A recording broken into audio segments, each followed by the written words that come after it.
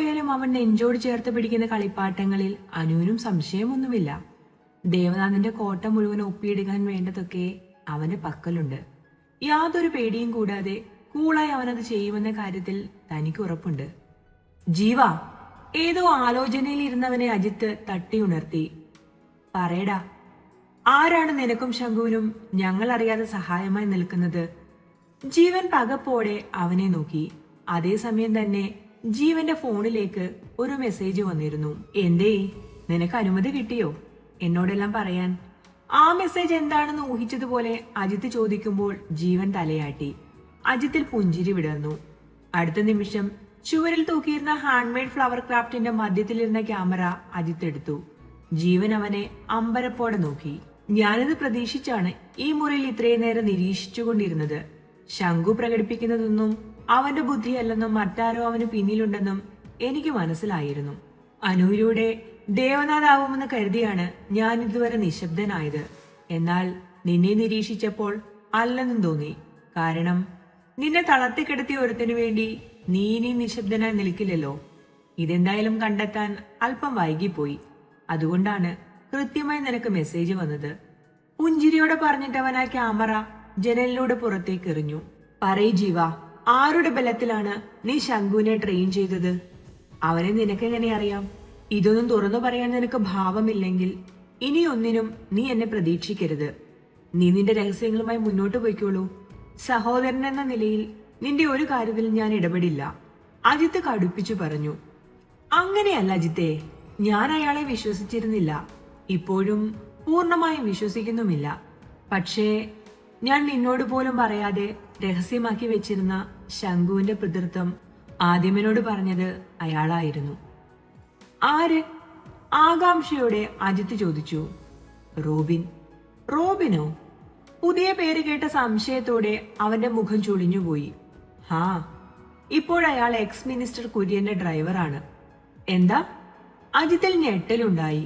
കുര്യന്റെ ഡ്രൈവറോ? ഈ കുര്യൻ ആരാണെന്ന് നിനക്കറിയുമോ ജീവ? ദേവനാഥിന്റെ വലങ്കൈയാണ്. ഞാൻ പറയട്ടെ അജിത്തെ, റോബിൻ എന്നൊരു പേരിലാണ് അയാൾ അവിടെ കയറി കൂടിയിരിക്കുന്നത്. കുര്യൻ അയാളുടെ ശത്രുപക്ഷത്താണ്.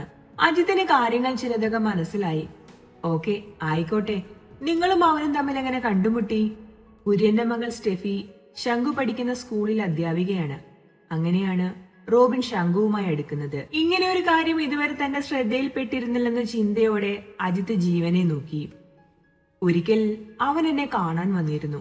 അന്ന് ആർക്കും അറിയാതെ ഞാൻ മൂടിവെച്ച സത്യങ്ങൾ തുറന്നു പറഞ്ഞപ്പോൾ പകച്ചുപോയി. നിനക്കറിയാലോ, കിടന്നു പോയതോടെ എന്റെ ആത്മവിശ്വാസം തകർന്നു പോയിരുന്നു. എങ്ങനെയും മരിച്ചാൽ മതിയെന്ന ചിന്തയിലാണ് അനുവിനെ വിശ്വസിച്ച് എല്ലാം ഏൽപ്പിച്ചത്. ശംഖു എന്റെ മകനാണെന്ന് അനു വിശ്വസിക്കുന്നത് തിരുത്താൻ എനിക്കും കഴിഞ്ഞില്ല. ഇനിയിപ്പോ അതങ്ങനെ നിലനിൽക്കട്ടെ എന്ന് ഞാനും കരുതി. ശംഖുവിന്റെ പേരിൽ എനിക്കൊപ്പം അനു നിൽക്കുമെന്നും കരുതി. പക്ഷേ ഞാൻ ഉള്ളിൽ കുഴിച്ചുമൂടിയ സത്യങ്ങൾ അയാൾ എന്റെ മുഖത്ത് നോക്കി ചോദിച്ചു. അതായിരുന്നു ആദ്യത്തെ കൂടിക്കാഴ്ച. പിന്നെയും പലവട്ടം ഞങ്ങൾ കണ്ടു. അവൻ എന്നോട് ചെറിയൊരു സൗഹൃദം സ്ഥാപിച്ചു. പിന്നീട് എന്റെ റോബിന്റെയും പൊതുശത്രു ദേവനാഥാണെന്ന് അറിഞ്ഞപ്പോൾ അയാൾക്കൊപ്പം നിശബ്ദനായി നിന്നു. അല്ലെങ്കിലും അയാൾക്ക് എന്റെ സഹായമൊന്നും ആവശ്യമില്ലായിരുന്നു. ശംഖുവിനെ ട്രെയിൻ ചെയ്തെടുക്കാൻ ഒരാൾ, അത്രയുമേ അയാൾ എന്നിൽ കണ്ടിരുന്നുള്ളൂ. ഇവിടെയാകുമ്പോൾ സേഫ് ആണല്ലോ, ആരും സംശയിക്കുകയുമില്ല. വീട്ടിലുള്ളപ്പോൾ ശംഖു കൂടുതൽ സമയവും എന്നോടൊപ്പമല്ലേ? അവന്റെ പേര് റോബിൻ എന്നു തന്നെയാണോ? നിനക്ക് ഉറപ്പുണ്ടോ ജീവ? അജിത്തിന് ആ കഥകൾ വിശ്വസിക്കാൻ കഴിഞ്ഞില്ല. ദേവനാഥ് ജീവനെ മറ്റെന്തോ ചതിയിൽപ്പെടുത്താൻ ശ്രമിക്കുന്നത് പോലെയാണ് അജിത്തിന് തോന്നിയത്. അയാൾ എന്നോട് കാര്യങ്ങൾ തുറന്നു പറഞ്ഞിട്ടുണ്ട് അജിത്തെ.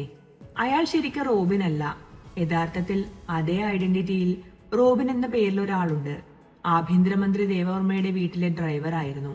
അവിടെ നിന്നും അയാൾക്ക് അപകടം പറ്റി കിടപ്പിലായി. പിന്നീട് ഏതോ ട്രസ്റ്റ് അയാളെ ഏറ്റെടുത്തുവെങ്കിലും വൈകാതെ മരണപ്പെട്ടു. ബന്ധുക്കളൊന്നും ഏറ്റെടുക്കാൻ തയ്യാറാവാതെ വന്നപ്പോഴാണ് അയാൾ ആ ട്രസ്റ്റിന്റെ കീഴിലായത്. അയാൾ മരണപ്പെട്ടപ്പോൾ പോലും വീട്ടുകാരെ കോണ്ടാക്ട് ചെയ്തിരുന്നില്ല. അതുകൊണ്ട് തന്നെ ആ മരണം ട്രസ്റ്റിനുള്ളിൽ തന്നെ ഒതുങ്ങി നിന്നെന്ന് പറയാം. അവിടുത്തെ രജിസ്റ്ററിൽ റോബിൻ മരണപ്പെട്ടതിന് തെളിവുകളുണ്ട്. നിനക്ക് വേണമെങ്കിൽ അത് പരിശോധിക്കാൻ കഴിയും അജിത്തെ. ഞാൻ നോക്കാം. ഇയാൾ പിന്നെ ആരാണ്?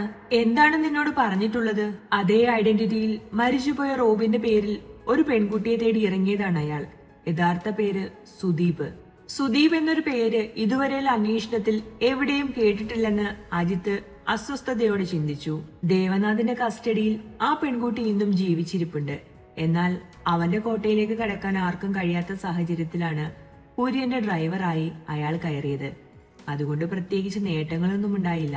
അങ്ങനെ രഹസ്യമായി അവരുടെ നീക്കങ്ങൾ മനസ്സിലാക്കി വരവെയാണ് അവിടെ ചെന്നു പോകുന്ന അനുവിനെ മനസ്സിലാക്കിയത്. പിന്നാലെ മറ്റു ചരിത്രങ്ങളും. എല്ലാം മനസ്സിലാക്കി മുന്നിൽ വന്ന് നിൽക്കുന്ന ഒരാളോട് തോന്നുന്ന ഭീതി മാത്രമേ അന്ന് തോന്നിയിരുന്നുള്ളൂ. തളർന്നു കിടക്കുന്ന എനിക്കെന്ത് ചെയ്യാൻ കഴിയും? എന്റെ നിസ്സഹായത മൗനം പാലിക്കാൻ പ്രേരിപ്പിച്ചു. അയാൾ പറഞ്ഞതെല്ലാം അനുസരിച്ചുകൊണ്ട് അവനെ പഠിപ്പിച്ചു. ശംഖു ഓരോ കാര്യങ്ങൾ തനിയെ ചെയ്ത് കാണിക്കുമ്പോൾ അതിന് സാക്ഷിയായി നിന്നോട് അതിശയോക്തിയോട് പറഞ്ഞുകൊണ്ടിരുന്നു, അതെല്ലാം അവന്റെ മാത്രം കഴിവാണ്, അവൻ തനിയെ പഠിച്ചതാണെന്ന്. അജിത്ത് മനസ്സിലായതുപോലെ തലയാട്ടി. അതെനിക്ക് മനസ്സിലായിരുന്നു ജീവ. നിങ്ങൾക്ക് പിന്നിൽ ദേവനാഥ് ഉണ്ടെന്നാണ് ഞാൻ കരുതിയത്. പിന്നെ അനാവശ്യ സന്ദർഭങ്ങളിൽ ഞാൻ ചോദ്യം ചെയ്യാറില്ല. അതുപോട്ടെ, അപ്പോൾ ഈ സുദീപ്, അയാൾ ഇപ്പോൾ എവിടെയാണ്? എന്താണ് കറണ്ട് സ്റ്റാറ്റസ്? ഇന്നലെ അയാൾ എന്നോട് സംസാരിച്ചിരുന്നു. റോബിൻ എന്ന് തന്നെയാണ് പരിചയപ്പെടുത്തിയത്. അയാൾ ഇനി ആ പേരിൽ അറിയാനാണ് ആഗ്രഹിക്കുന്നത്.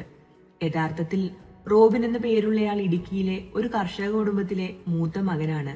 എങ്ങനെയോ ഒരു ഡിഗ്രി എടുത്തുവെന്നല്ലാതെ വലിയ മിടുക്കൊന്നുമില്ലാത്ത ഒരു സാധു.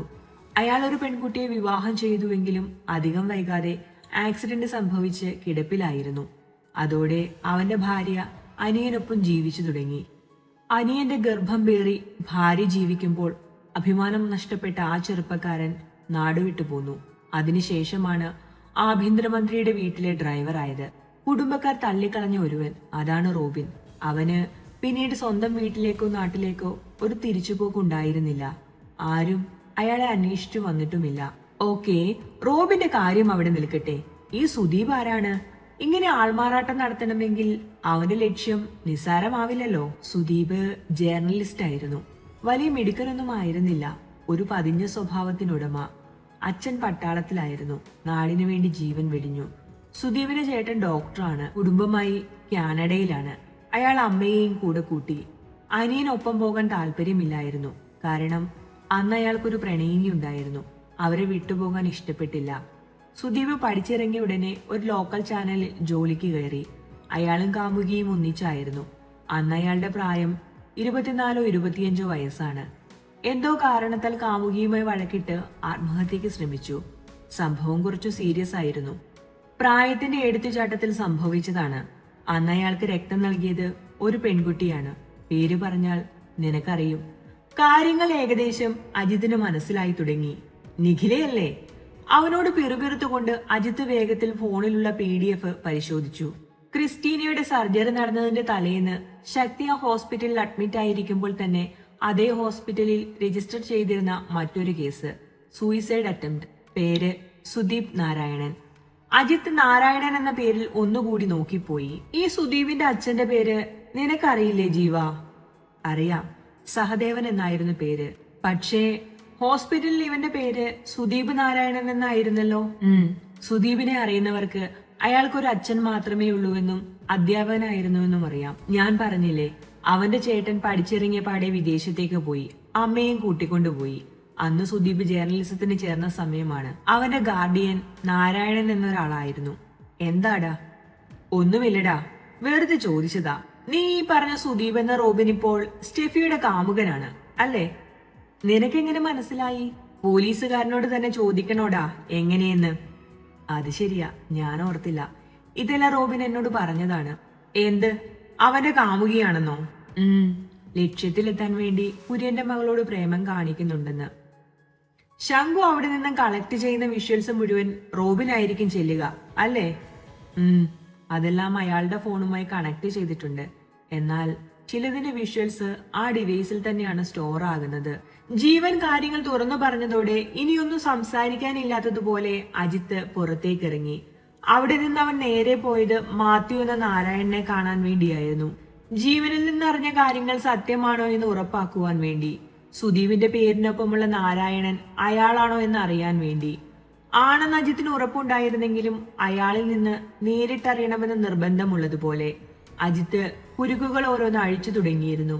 തന്റെ പൂർവികർ ചെയ്തു തുടങ്ങിയ ഓരോന്നിന്റെയും അനന്തരഫലങ്ങളാണ് ഇപ്പോഴുള്ള ഓരോന്നുമെന്ന് ആലോചിക്കവേ അതിൽ ബാധിക്കപ്പെട്ട ആളുകളുടെ എണ്ണത്തിൽ അവന്റെ കണ്ണ് മിഴിയുന്നുണ്ടായിരുന്നു. ഈ സമയം ദേവനാഥ് അവന്റെ ഒളി സങ്കേതത്തിൽ ക്രോധത്തോടെ നിൽക്കുകയാണ്. അല്പം മാറി മറ്റൊരുവന് നിൽപ്പുണ്ട്. ദേവനാഥിന്റെ വലം കൈയും അവന്റെ ഗുണ്ടാപ്പടയുടെ നേതാവുമായ ബെഞ്ചമിൻ എന്ന ബെന്നി. അവർക്ക് മുന്നിൽ തല കുനിച്ച് 8 പേരോളം നിൽക്കുന്നുണ്ട്. ഇത്രയും നാളില്ലാത്ത അശ്രദ്ധ ഇതിലെങ്ങനെ വന്നു? എത്ര കോടിയുടെ ചരക്കാണ് നിങ്ങൾ നഷ്ടപ്പെടുത്തിയതെന്നറിയുമോ? പറഞ്ഞിട്ടില്ലേ ഞാൻ, ചരക്ക് നിറച്ച കണ്ടെയ്നറുകൾക്ക് മുന്നിലും പിന്നിലും നിങ്ങൾ ഉണ്ടാവണമെന്ന്. ഇതിപ്പോ നമ്മുടെ കൂട്ടത്തിലുള്ള 4 പേര് മിസ്സിംഗ് ആണ്. ഒപ്പം കോടികൾ വിലമതിക്കുന്ന ചരക്കും.